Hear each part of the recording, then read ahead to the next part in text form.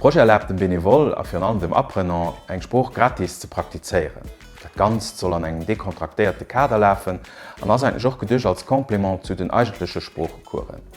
Je m'appelle Melissa Menezes, je suis brésilienne et j'habite au Luxembourg depuis 13 mois.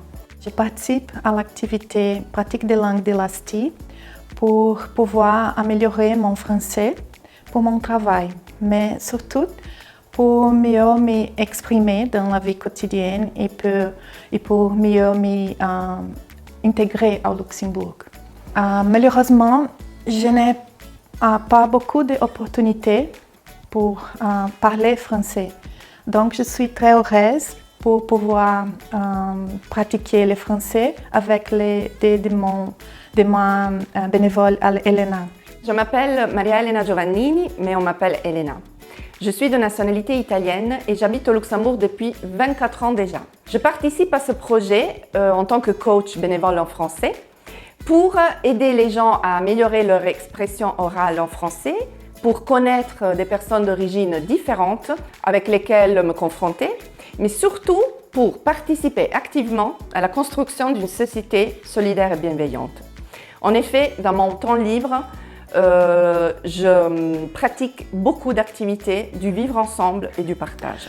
Je profite de ces projets depuis décembre et j'ai déjà me sens plus l'aise de m'exprimer et j'ai déjà enrichi mon vocabulaire. Guten Morgen, Cheryl. Mit Pierre, wie geht es? Kannst du kommen an mein Haus für ein Souper? Ja, gern. Und wenn nie? Et geht auch möglich, verschiedene Kulturen kennenzulernen durch dieses Projekt, einfach an dem sie über Themen aus dem Alltag schwätzen. Und sie noch so, dass hier ein grosses Besoin besteht. Das Projekt baut auch Brücken an unserer Gesellschaft, zum Beispiel Studenten, die ihre Englischkenntnisse können aufbessern, oder Leute, die dadurch aus ihrer Isolation kommen. Aber auch als ausländische Residenten oder Frontalien können so als Gesellschaft besser kennenlernen. Merci dir, Pierre. Bis geschwind. Das Projekt ist auch nützlich für die Gesellschaft allgemein und natürlich auch für den Benevol, den Heimat da sich kann nützlich fühlen, an andere Leute, die vielleicht eine Hilfe brauchen, hier eine Unterstützung zu geben. Und letztendlich, für dass das ganz am virtuellen Niveau lebt, brauche ich keine Covid-Maßnahmen zu respektieren, für dass es über Handy oder Computer geht. Dir schwätzt ganz gut Lützeburgisch, Deutsch, Französisch oder Englisch und ihr gebt dich gern als Benevol nützlich für die Gesellschaft machen, dann meldet dich bei uns.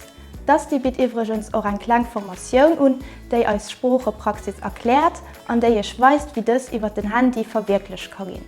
Oder ihr seid gerade am Gangen, Lützeburgisch, Französisch, Deutsch oder Englisch zu lernen und ihr gebt dich gern frei und ungezwungen ausdrücken, dann meldet dich bei uns als Apprenant und profitiert von dieser Gratis-Offer.